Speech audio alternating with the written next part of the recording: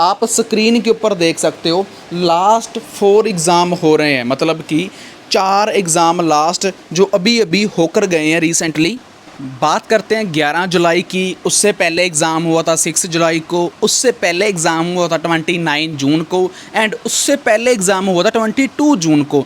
चारों एग्ज़ाम में कंटिन्यू हमारी प्रेडिक्शन PDF हिट गई है।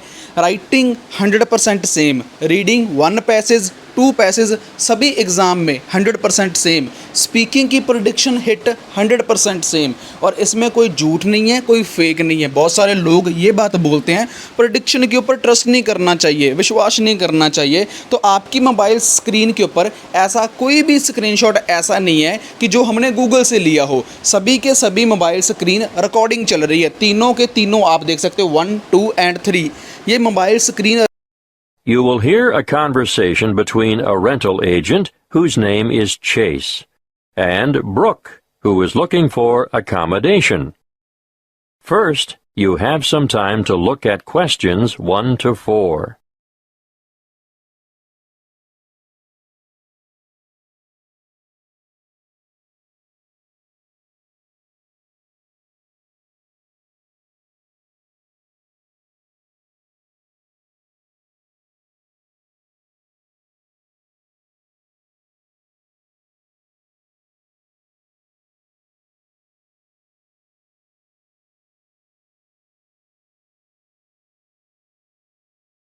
Now we shall begin. You should answer the questions as you listen, because you will not hear the recording a second time. Listen carefully and answer questions 1 to 4. Good morning. My name is Chase. I'm the duty agent. Good morning, Chase. I'm Brooke Fields, and I'm looking for new accommodation. I'm sure I can help you with that, but let's get some particulars first, Brooke. What did you say your family name is? Fields. Good. Now, how old are you, Brooke? 26, almost. I'm still 25, but my birthday is next month on the 24th of September. I see. And how long have you been in Australia? Quite a while now. I came 3 years ago and spent 18 months in Melbourne at first. How long have you been in Brisbane? A year. But... Oh yes, I forgot to say, I was in Adelaide for 6 months, but the weather was too cold in winter, and I didn't like it there. You like it here, then? Oh yes, I do. Now, what's your current address? Unit 4, 5 Trade Winds Crescent. But I'm only there for 3 more weeks. I've given notice already. I'm going to have to move quickly to find you something soon. What's the postcode for Trade Winds Crescent? 5217. Thank you. This unit you're renting now, is it 1, 2 or 3 bedrooms? 2 bedrooms and 1 bathroom. And are you looking for something similar in a unit or an apartment? Yes, 2 bedrooms will suit me just fine. But I often have family or other visitors come to stay, so I'd like an extra bathroom. I can understand that. Look, I've just listed an apartment with 2 bathrooms that might suit you. Would you like to have a look? Have you got time now? Good. Before you hear the rest of the conversation, you have some time to look at questions 5 to 10.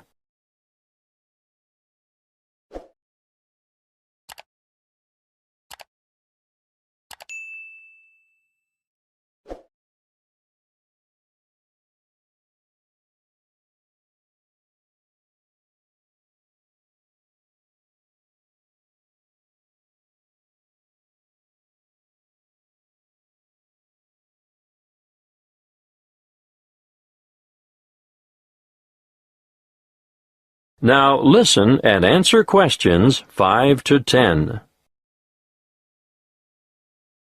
Well, here we are. What do you think? It's nice, but I wonder whether it gets too hot and stuffy in summer without air conditioning. I shouldn't think so. Did you notice the ceiling fans in all the rooms? Yes, but will I be able to have the windows open? There are no insect screens. Ah, well, there's a reason for that. Insects aren't a problem here. You may not get the sea breezes in this area, but there are other benefits. What do you think of the kitchen? Pretty good, really. It might not be very big, but it has a fresh, up-to-date feel and modern appliances. I just love this cute little pantry, too. The landlord has recently done all the floors. Do you like the carpet in the bedrooms? Oh, yes, I do. A good neutral colour. I especially like the living room. The polished timber floors are lovely. The bathroom tiles aren't new, though, are they? No, but any cracked tiles have been replaced, and they've all been professionally polished. Anyway, I'm glad you like the apartment. I think I know why. The owner is an interior decorator. Oh, that explains it. But there's just one problem, though. What's that? The rent is $300 a week. That's a bit more than I have been paying. Well, this is a better area than where you've been living, and the apartment is beautifully appointed. Yes, but $280 is my budget, really. And how am I going to raise 4 weeks' rent for the bond? That's $1,200. Well, that could be negotiable. I'll talk to the landlord and see how he feels. He might consider taking 3 weeks instead. By the way, could you sign a long-term lease? No worries. I've just started a new job in the city, so I'll be around for quite a few years, I hope. Well, that's great. Is your salary direct credited to your bank account? Yes, of course. So it won't be a problem to set up the same system for regular rental payments? I suppose. But I paid my last landlord by cheque or sometimes cash. Well, our agency only accepts electronic methods of payment. It's more secure and it keeps the bookwork nice and tidy. Yes, I see. Well, think it over, but you'll have to be quick. A property like this will be snapped up in no time. Oh, one more thing.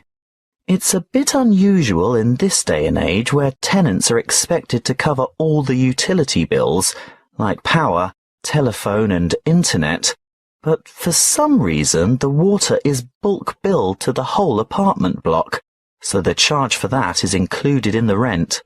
Well, that's a bonus, I guess. That is the end of Section 1. You now have half a minute to check your answers.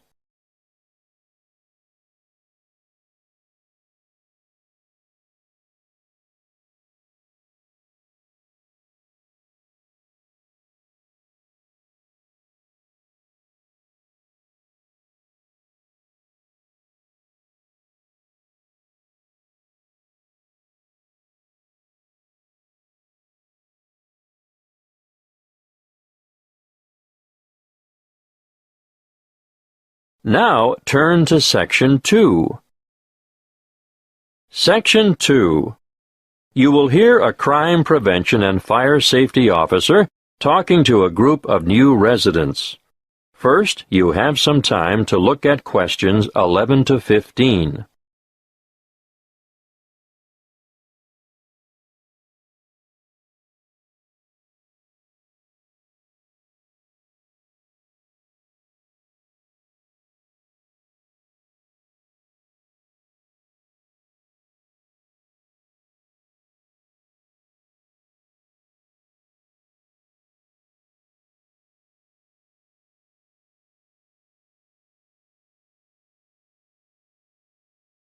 Listen carefully and answer questions 11 to 15.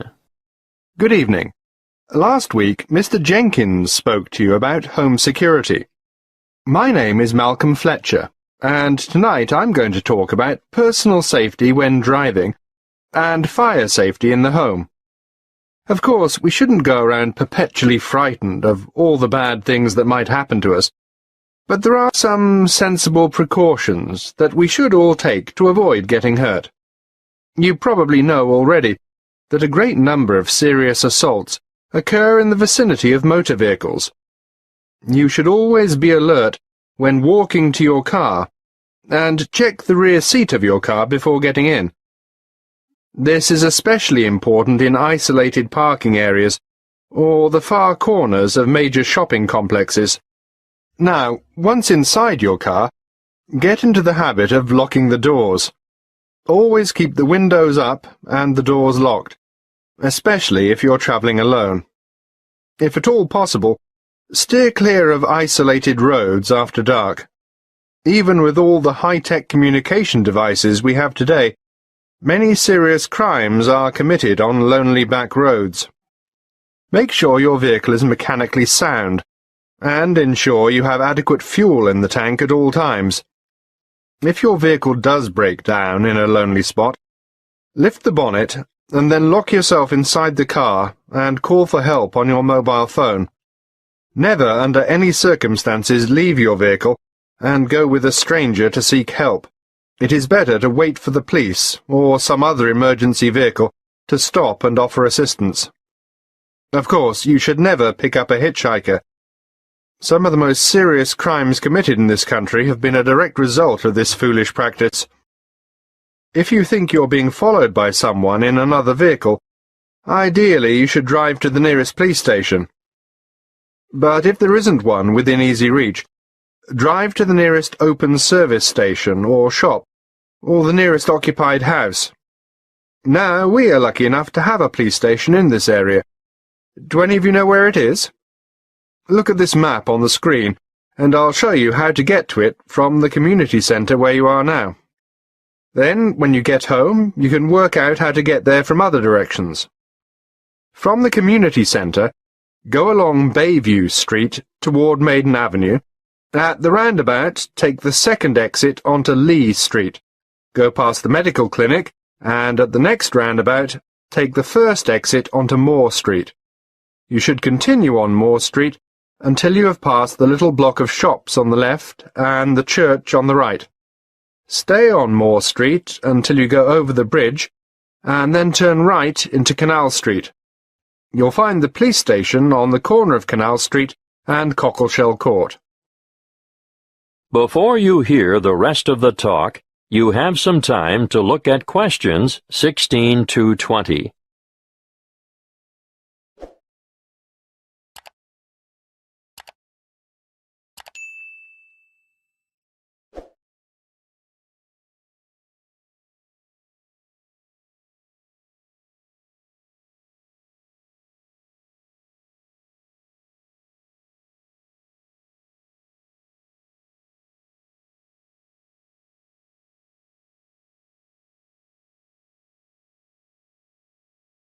Now listen and answer questions 16 to 20. Now let's move on to fire safety. Before I talk to you about safety precautions and procedures, I'd like to mention some of the effects of smoke and heat on humans. There are 4 ingredients of fire, namely oxygen, fuel, heat, and chain reactions. Almost all materials burn, and most household goods burn very easily. The air we breathe contains about 21% oxygen. As fire burns, it consumes oxygen, thereby reducing the oxygen content of the air. When that is reduced to 15%, oxygen deficiencies in body tissue cause an impairment of muscle control and dexterity. At between 10 and 14%, judgment and reasoning are affected. Oxygen reduction to between 6 and 10% results in unconsciousness, and breathing stops. Sounds scary, doesn't it? But that's not all you have to worry about. Many materials in the home give off toxic gases as they burn. The main toxic gases are carbon monoxide, carbon dioxide, hydrogen sulfide, and nitrogen oxide. Carbon monoxide is an invisible and odorless gas produced in all fires. It takes up the place of oxygen in the blood, thereby reducing the supply of oxygen to the brain. The effect of carbon dioxide is to increase the heart rate and stimulate the rate of breathing, causing an increase in the intake of other toxic gases, which contributes to, amongst other symptoms, serious oxygen deprivation. Hydrogen sulfide, on the other hand, affects the nervous system, causing dizziness and pain in the respiratory system. It does occur naturally in volcanic gases and hot springs, and it also results from the bacterial breakdown of organic matter. You're probably familiar with it. You know, it has that characteristic odor of rotten eggs. But make no mistake, in large concentrations, it's deadly. Lastly, nitrogen oxide is another extremely poisonous gas at high levels of concentration, which deadens feeling in the throat and lungs, causes swelling in the throat, and a build-up of fluids in the lungs. That is the end of Section 2. You now have half a minute to check your answers.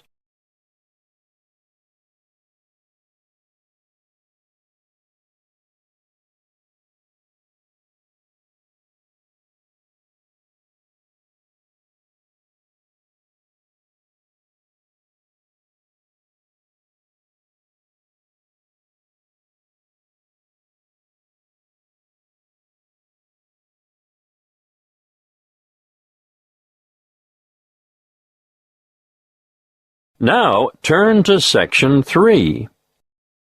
Section 3. You will hear a conversation between a thesis supervisor and a student who is preparing for postgraduate study. First, you have some time to look at questions 21 to 27.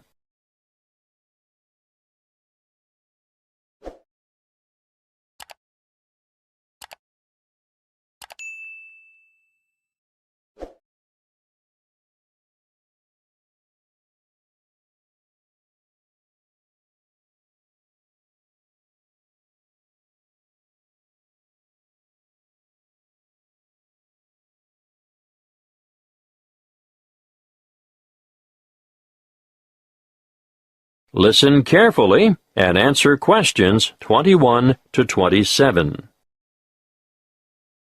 Good morning, Archie. I'm glad you came to see me. Good morning, Dr. Newell. I made an appointment as soon as I got your message. I'll get straight to the point, Archie. It's about your research proposal. It's not even set out correctly. I understand that you haven't done the unit on research and academic inquiry yet, but nevertheless. I must admit, Dr. Newell, I was in a bit of a muddle about just how to approach the whole thing. Well, start a new page in your notebook and listen carefully.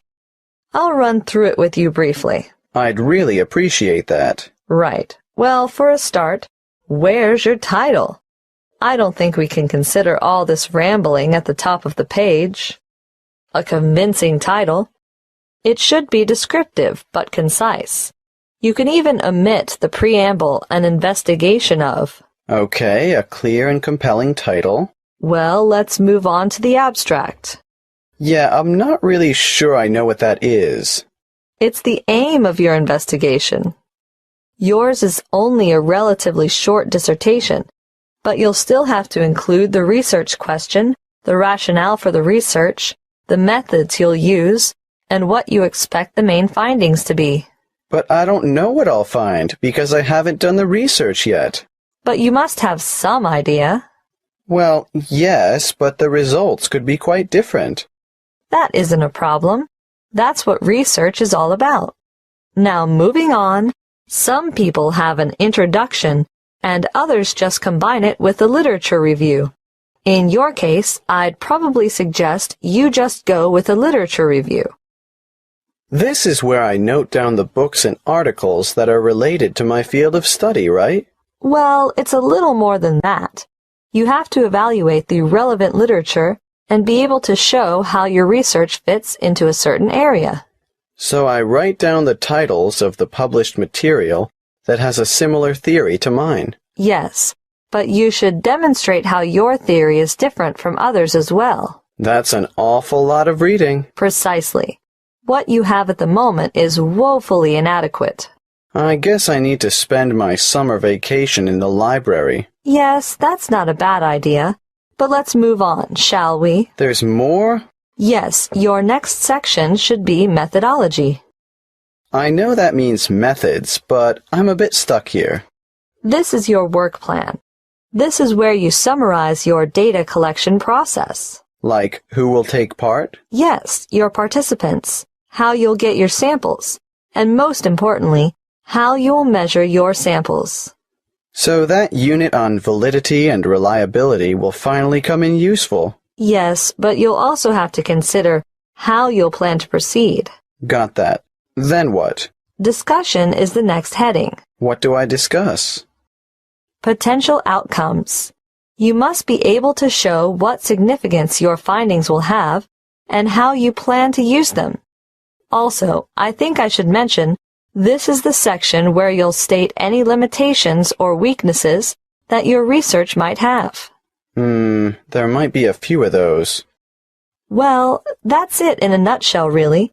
There are more complex templates for research proposals, but I think this is enough considering the length of your dissertation. Oh, one more thing. Don't forget to include any ethical considerations there might be. Depending on what you have in mind for your participants, you may have to get approval from the ethics committee. I have to get their written consent, don't I? Yes, but you will also explain how you're going to protect their identity. Oh, fine. I think I can handle that. Thanks very much, Dr. Newell. Before you hear the rest of the conversation, you have some time to look at questions 28 to 30.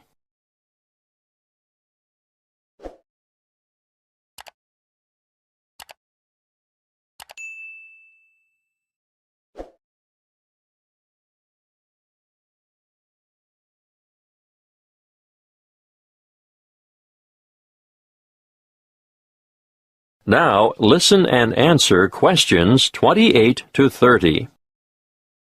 All I've done is go through the key elements with you. Let me explain that the proposal has to convince me that your project is worthwhile and that you have the necessary competence to carry it through. I understand. As you write it, you need to bear in mind 3 basic questions, and they are, what do you hope to accomplish? Why do you want to do it? And how are you going to do it? I can't make it simpler than that. No, that's really helpful. Thanks. Just a bit more advice, Archie. Students often come unstuck in their proposals because they don't organize their material. They lack focus and rely too much on repetition. Failure to cite references correctly will also go against you. Is APA style good? We don't specify a style in this department, but whatever you choose, it must be consistent. I'll stick with APA. I know that one. Good. One more thing, Archie. Don't ramble.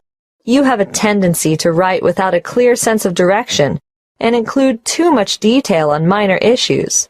Keep the details for the major issues. I'll make a note of it. Okay. Get the revised proposal in to me by next week, and I'll have another look at it before the break.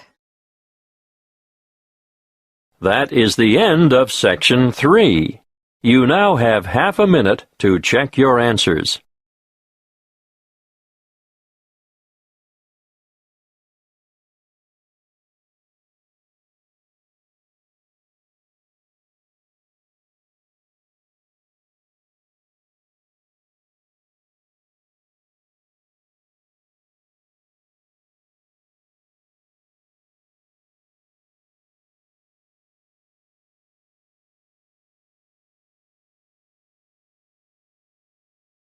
Now, turn to Section 4.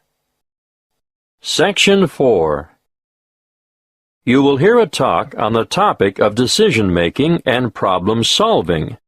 First, you have some time to look at questions 31 to 40.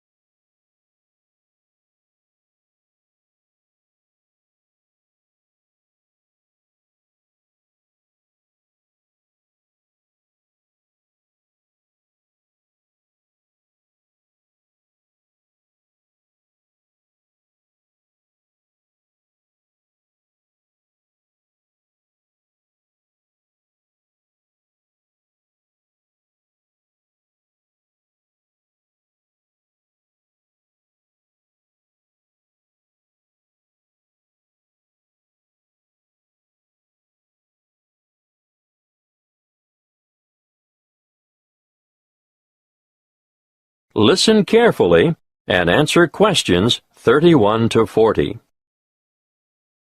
Good morning. Today, as part of your business management course, we're starting a unit on problem-solving skills and decision-making. Let's start with a powerful decision-making technique developed by Edward de Bono in his book 6 Thinking Hats, which you'll find on your required reading list. The method works by compelling you to move outside your habitual ways of thinking. Often, success in business results from rational, positive thinking. But these approaches, used in combination with quite different ones, will improve the overall quality of your decision-making. Now, each thinking hat has a different colour and represents a different style of thinking. Let's start with the white hat. When you're wearing the white hat, you look at the information you have. You look at historical trends and try to analyse them. And you take account of gaps in your knowledge and try to fill them. On the other hand, if you're wearing the red hat, you listen to your gut reaction and instincts. You also try to imagine the intuitive response that other people might have. How would other people, who are unaware of your reasoning and all the facts at your disposal, react? That brings us to the black hat next. Black hat thinking, as its name suggests, is cautious and defensive. And you examine why something might not work. It all sounds very negative, but it is essential to know what the weak points in a plan of action might be. It permits you to alter your approach, eliminate problems, or at least be ready with contingency plans if the worst happens. After all, it is better to spot the fatal flaw and know the risks before you undertake a new enterprise. The opposite viewpoint, of course, comes with the yellow hat. It helps you to continue when the outlook is gloomy or the problems seem insurmountable.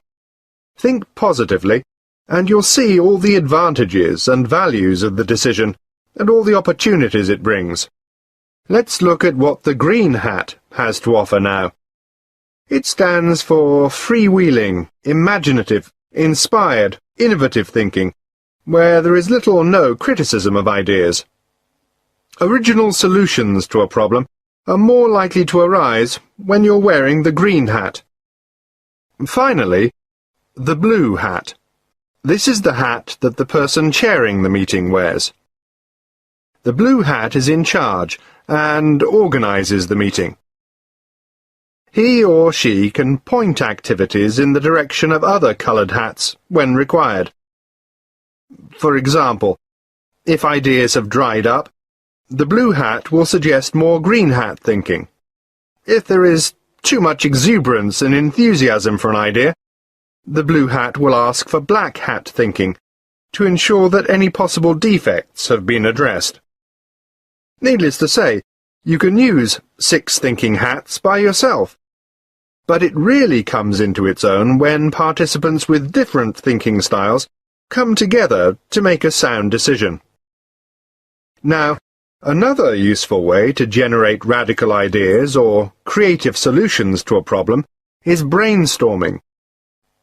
You're all familiar with the term brainstorming, and I'm sure you've all done it from time to time. But even in well-managed groups, sometimes big egos intimidate less confident participants, who in turn may feel pressured to conform, or are inhibited because of their respect for authority. What I would suggest in this case is a system called the step-ladder technique. If you follow the flowchart on the board, you'll see there are just 5 basic steps. Firstly, members contribute on an individual level. The task is presented to them. They are given time to think and form their own opinions about how to solve the problem. You do this before you get them together as a group. Secondly, you form a core group of just 2 people and allow them time to discuss the topic of concern. In the third step, a third member is added to the core group, but, and this is most important, that third person presents his or her thoughts before having a chance to hear the proposals that have already been put forward. When all three have explained their ideas, then they can consider their options collectively. In step 4, the same process is repeated. A word of advice here. Keep the group small to maximize effectiveness. You can limit the numbers to 4, or add more, but I wouldn't go above 7, not if you want a good quality decision. The last step in the process is to get a final decision, but only after all members have been included and had the opportunity to communicate their ideas. The main benefit of this step-by-step method is to give even the most diffident and quietest people the chance to share their ideas before they can be influenced by others. That is the end of Section 4. You now have half a minute to check your answers.